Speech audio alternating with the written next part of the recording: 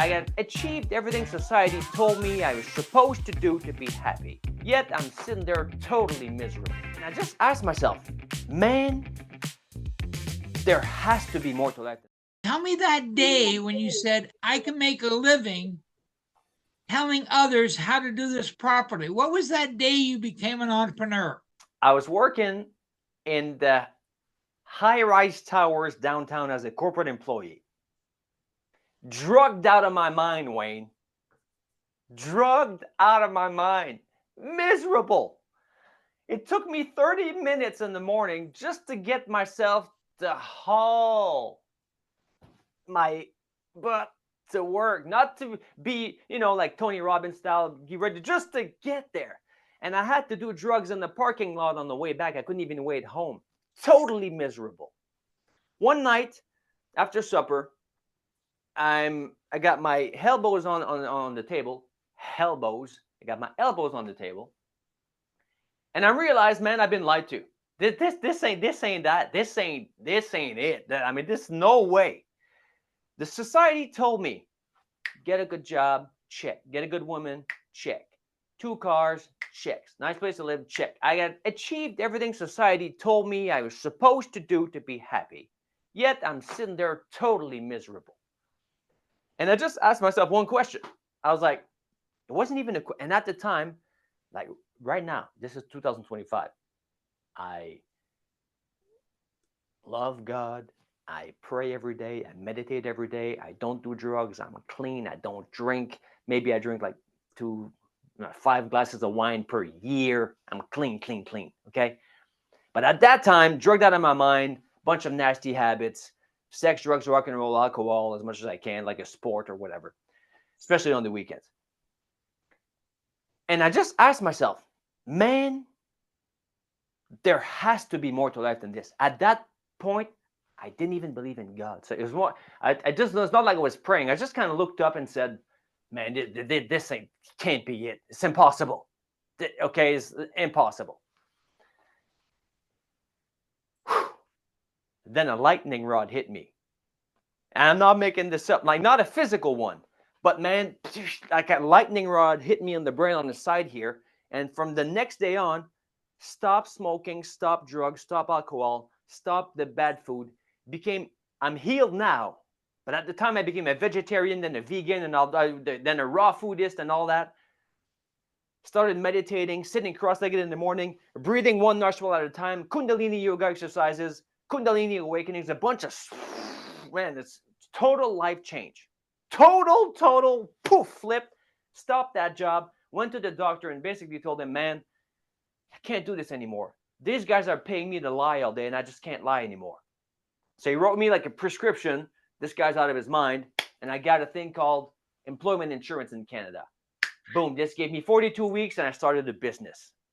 12 hours a day, 12 to 18 hours a day doing the spiritual stuff and all that. And the business we started after that 42 weeks was helping spiritual entrepreneurs, authors, coaches, healers, speakers, transformational experts, all the chakra people, the crystal people, the water filter people, all the you can do this guys, all the authors, consultants, all the experts and the shamans that would come to us, and I would write, because I have a degree in marketing, and I got this degree in college for marketing, whatever, before the internet. So what's that? The use of that thing anyway? Woo! So I had this marketing thing. So these guys would come to us and they would just say, okay, here's what I do. Then here's the thing.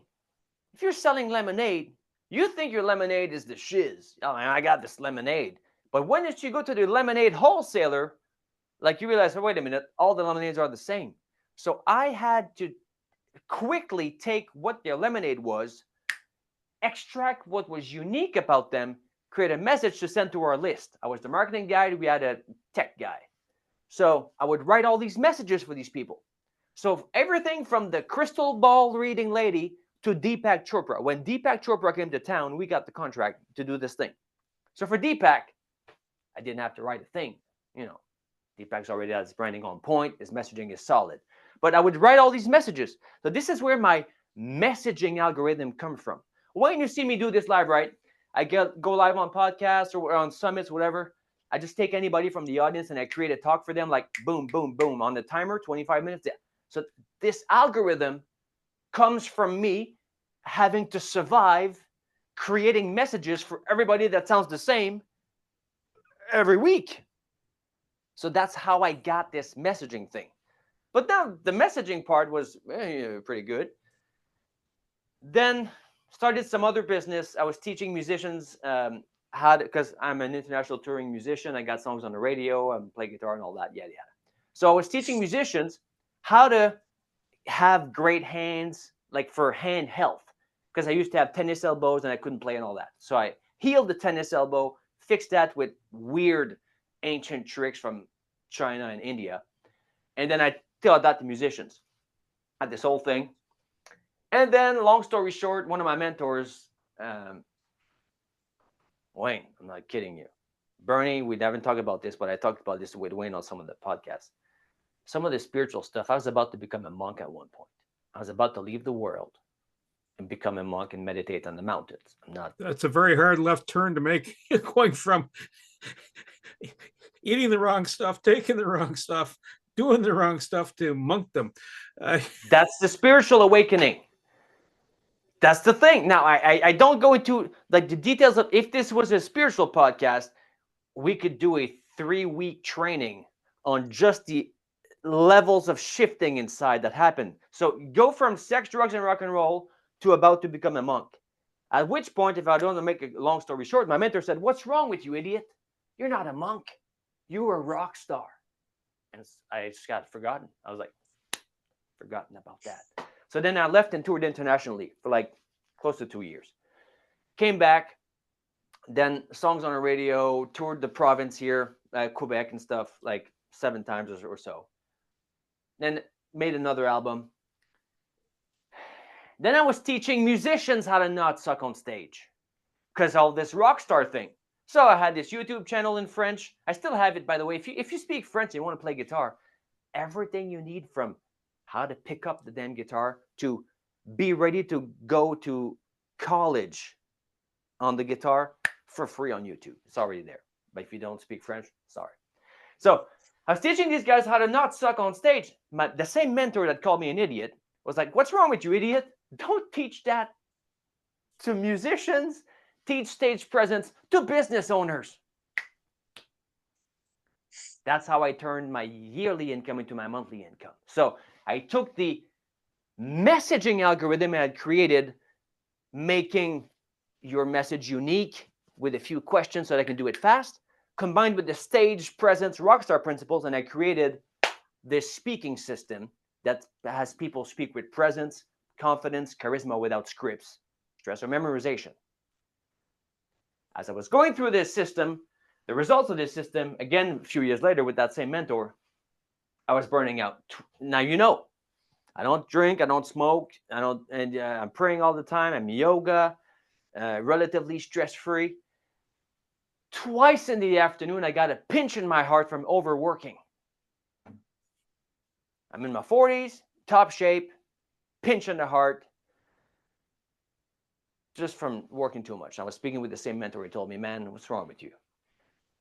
Remove the one-on-one from that particular program you have. Make this just a group program. Create a new low barrier to entry, low ticket thing a la linchpin by Russell Brunson called the Transformational Speaking Academy. So now more people can come in, get the system, but you're freeing yourself." He said, "Double the price of that program immediately." Because on the back end, while I'm teaching this confidence and speak with yada yada stuff what people don't care about. You're speaking to entrepreneurs, by the way, people. If you're speaking to entrepreneurs and you're speaking about something else than make money faster, it ain't. They're like, what's he talking about again? How do I get paid from this? So as I'm teaching all this stuff on the back end, I got private clients, which we've created so far, as of this date, 7.5 6-figure days, which means make noise on face or on a Zoom call or on stage and make more than 6 figures as a direct result of that in the next few days. So I flipped my messaging around. Now I'm combining the messaging, the speaking part, the presence parts all together for a system called the 6-figure day accelerator. Just say it with me, please. It sounds so good. the 6-figure day 6-figure day accelerator. accelerator. So that's what I do now, combining all this stuff. So that's kind of the long story short. But man, the thing that happened, Bernie, the thing that happened to me from sex, drugs, rock and roll to almost quitting the world, I don't wish that to, if I had a worst enemy, I don't even wish that upon any enemy. The internal change that goes into someone, the dissolution of the personality and the freaking out and the stuff you have to, that just appears in your consciousness is insane. But for people that want that want transcendence, that want to grow, that want to shift internally, it's the best thing in the world. But man, if the Kundalini thing kicks into someone and they're not ready for it, man, it's one of my coaches that I hired told me, man, you seem like you're afraid of the Kundalini thing. I said, damn right I'm afraid. Like, I'll be teaching this in my 70s. I'm a natural teacher. I don't know if you guys can tell, but I just, all my life, I do something, I teach it. I'll just teach. I'm just a natural teacher. It just comes out of me. So I know that I'll be teaching the spiritual stuff eventually, probably in my 70s. Because, man, this thing, like, it's not subtle. It jolts the body to the point where it shakes. Like, it shakes you. So it's not something you want to mess around with, and it deserves respect. So I'm not ready to teach that part yet. It just happened to me.